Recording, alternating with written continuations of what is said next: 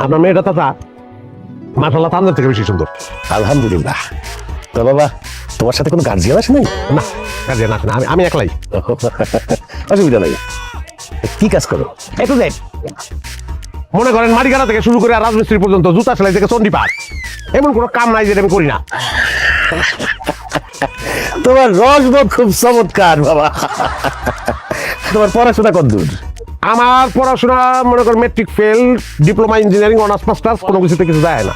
তুমি অনেক মজা করো, খুব মজার মানুষ তুমি। না আমি মজা করতেছি না দাদা, সত্যি। আমি আপনার বাড়িতে মাটি কাটতে আইছি, ওই যে বাজারে জাফরের কাছে আপনি বদলা বুঝতেছেন না, যে বদলা কামলা নাই, মাটি কাটানোর লেগে আপনার লোক লাগবো। হ্যাঁ আমি সেই লোক। বসে রেছিস কেন? তুই মাটি কাটতে আইছস, তুই এখানে বসে রেছিস, আবার এইসব কাপড় পরে আইছস।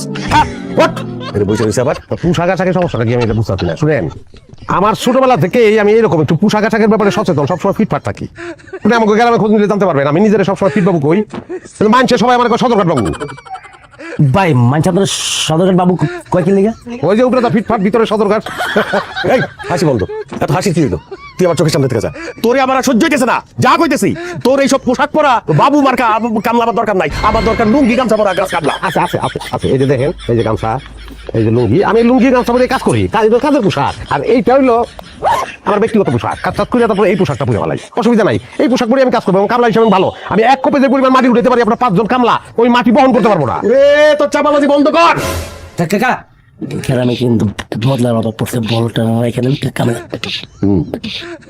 ফরিদ বাপের নাম মুরিদ, দাদার নাম সুরি। এই চুপ, একটা কথা কইলে 10টা কথা কয়ে ফেলাই। যা রতন তোরে দেখাই দিব কি কাজ করতে হবে, যা। নিয়ে যাও, ডাক্তার নিয়ে যাও। ঠিক আছে, আসে এইসব উদ্ভট জিনিস, আবার নাম রাখছে ঠিক বাবু।